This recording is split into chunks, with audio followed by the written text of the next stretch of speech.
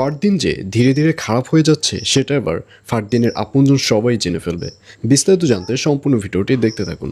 আসসালামু আলাইকুম প্রিয় দর্শক, সবার কি অবস্থা? হাজির হয়ে গেলাম দীপ্ত টিভির নিবেদিত পরম্পরা নাটকের 120তম পর্বে কী সব ঘটতে চলছে তার অগ্রিম খবর নিয়ে।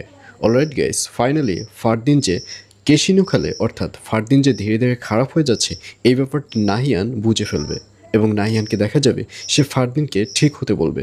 কিন্তু ফারদিন বলবে, আসলে ভাইয়া তোমরা বাড়ি থেকে চলে আসবার পর বাড়ির পরিবেশ অনেক বেশি নোংরা হয়ে গেছে, অনেক বেশি খারাপ হয়ে যাচ্ছে, যার কারণে আমি এই সিদ্ধান্ত বেছে নিয়েছি।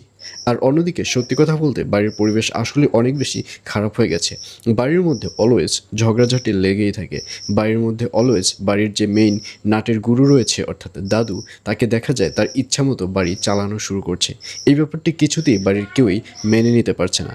আর অন্যদিকে ফারদিনের যে বাবা মা রয়েছে তারা তো পুরো রেগে আগুন হয়ে আছে।